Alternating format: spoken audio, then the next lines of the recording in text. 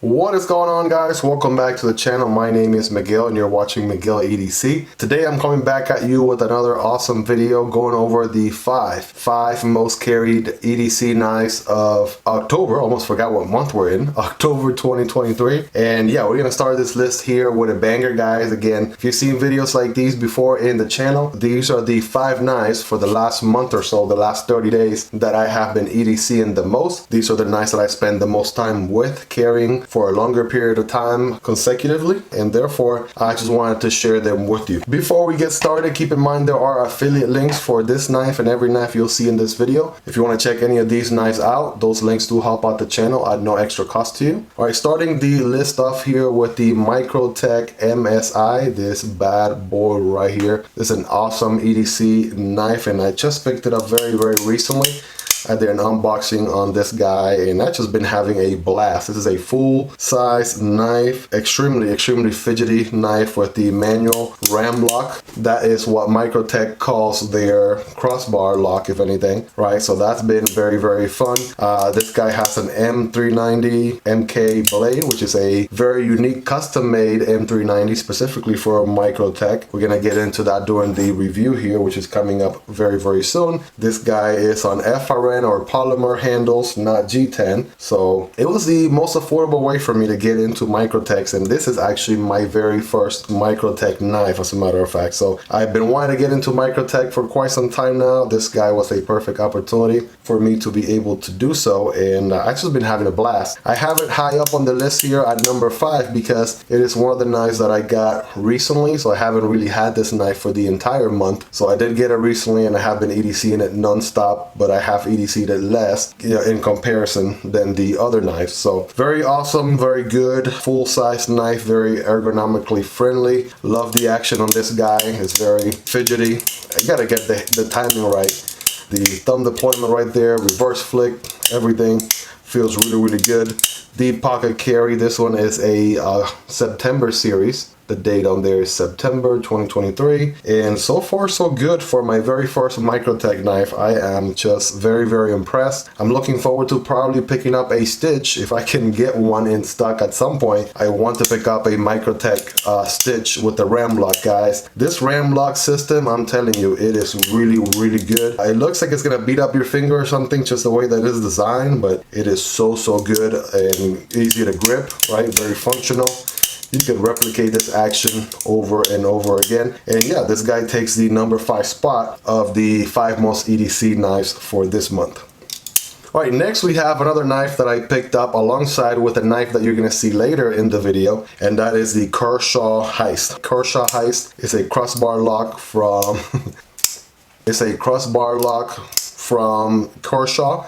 It is rocking their Duro Lock. That is their version of the crossbar lock. This knife is new as of 2023. It came out earlier in the year. It is rocking a stone-washed D2 blade on this guy. It is made in China. It is an in-house design, as you can tell by that little logo there. And I'm actually gonna be recording the video on this guy here very soon. So be on the lookout for the review video on this guy going out here very shortly. It does have FRN scales, so that's something to be mindful of right there. If you're not the big fan of FRN, that might be something to consider. It does have the little, dots right here, which makes it very grippy for what it is. So, and it is actually very comfortable. It is very ergonomically friendly indeed. It has a very deep pocket carry clip that is reversible for tip down option only. And the one thing that I struggled with this guy was the action, right? So it is not on ball bearings, it is on washers. So I did struggle a bit to break this guy in. As you can see,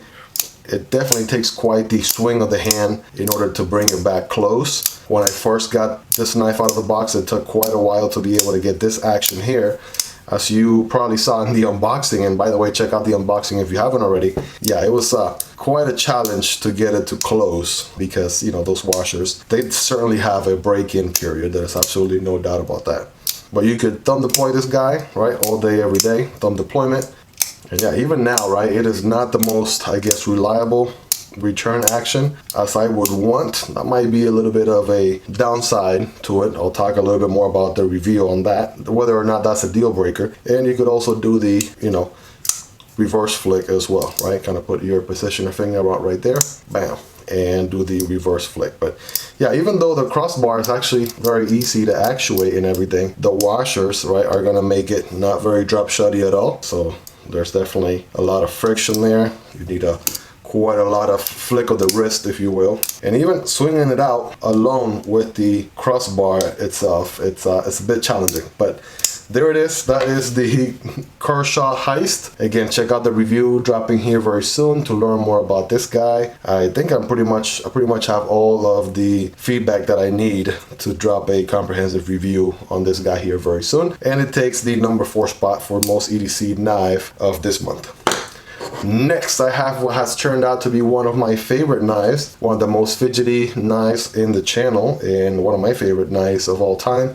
Probably, definitely in the list somewhere in the running. It is the Savi Sentinel Strike. This guy right here. I did an unboxing on this guy very recently. Picked it up from a fellow YouTuber, Tim School of Fish. Check out the unboxing video there for more details about how this knife came to the channel, right? But yeah, lots of action going on here. You have lots of deployment options. First of all, it is a button lock, so you could deploy with the button, right?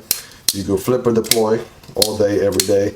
You could do reverse thumb deploy, reverse deploy, right? You even have a very large cut opening right here. You could even do the ring finger deployment, which is very nice. I found out about that just playing around EDCing this guy again like crazy over the last month. And man, this thing is just very, very sweet. People give it a hard time from what I've seen based on the FRN integral piece that they decided to go with right there in the back. But in my opinion, it actually looks pretty good, and it helps with the weight. And so far, again, I'm not really a huge fan of FRN typically, but you know, it hasn't really gotten on my nerves, and it gets the job done. Also, the pocket clip on this guy is very deep carry, and I feel like Savi just knocked it out of the park, because when you bear down on this knife, which is actually very comfortable and ergonomically friendly to do, by the way, you don't feel that pocket clip right there at all. Also, you have a very nice huge finger choil right here if you want to forward choke. This guy with this modified Warncliffe sheep's foot blade right there, you're gonna get work done all day, every day. Very nice pokey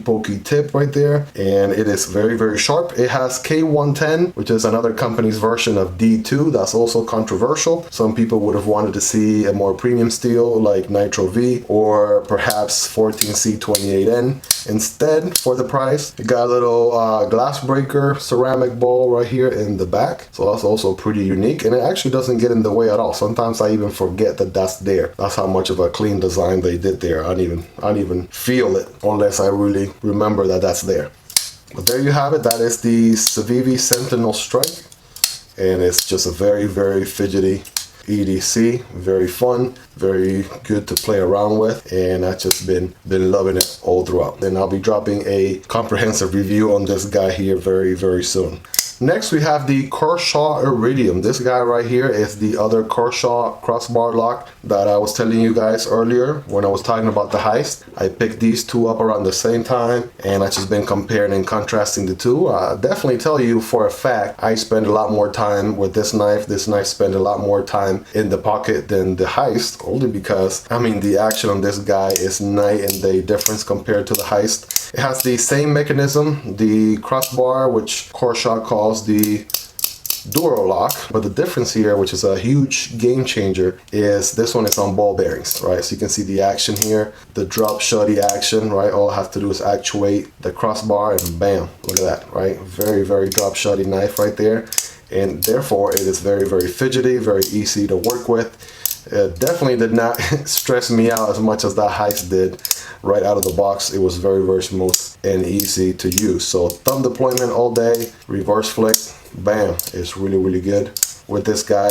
And yeah, even crazier D2 blade, more aggressive drop point, spear point looking satin finish blade on this one. Also an in-house design. It's also made in China, but this one has the aluminum scales here instead of the FRN. So quite a lot going on for this one. It's also overall a larger knife, right? So lengthwise, It is going to be a little bit longer than the Heist, no doubt about that. So definitely get a little bit more utility, a little bit more cutting edge, a better handle material in my opinion. I feel like aluminum these days are actually severely underrated as far as materials goes, for scales, for handle materials and things like that. And yes, I love the blade shape on this guy a little bit more, and the action, right? It is on ball bearings again, so it is very, very good action back and forth right there without none of this craziness going on with the Heist. So I really enjoyed this guy quite a bit, and it made it in the pocket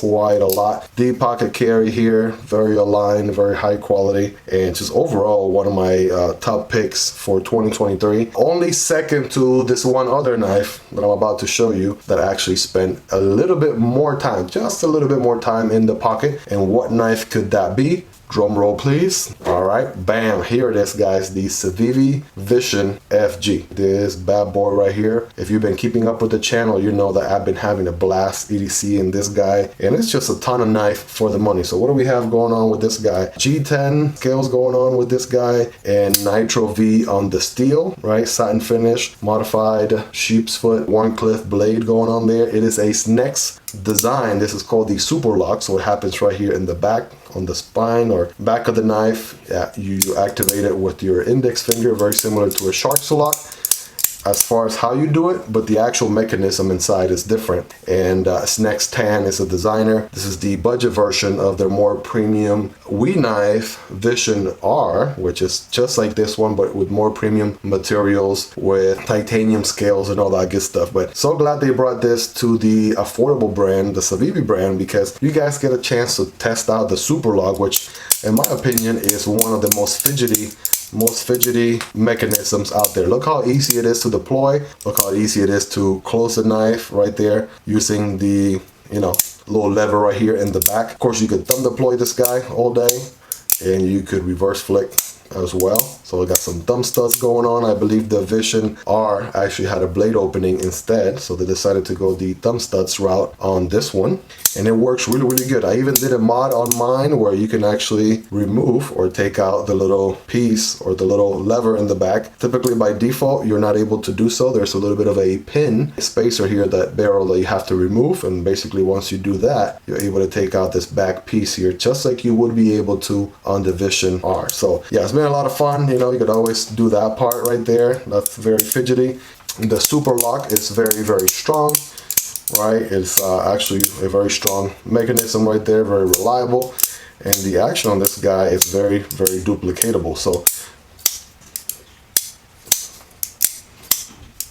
check out the review video on this guy. It is out already. Check out what I said about the pocket clip, which is probably the only one thing that I didn't like as much on this knife, if anything, was the actual pocket clip here, right? This situation going on there. Check out the review to learn more about that. But yeah, very aligned, very high quality out of the box, and again, just an awesome knife. I've had a lot of fun with this one.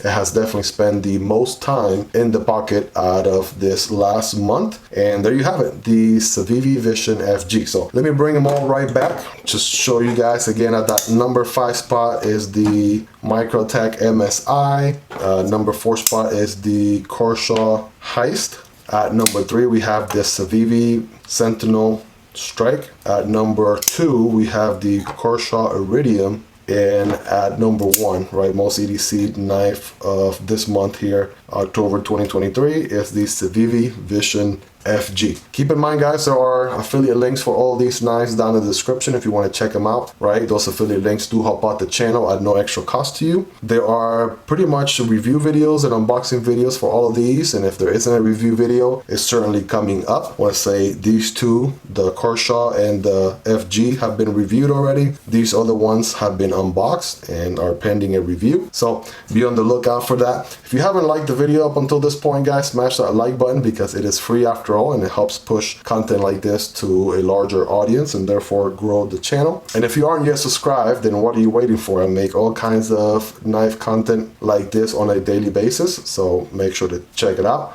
If you want to take your support a step further, please do consider checking out that Patreon link down below where you can become a supporter of the channel for as little as $1 a month. Thank you guys for making it all the way to the end. Hopefully you have enjoyed the video. I want to wish you guys a wonderful rest of your day, and I'll catch you guys in the next one. Peace.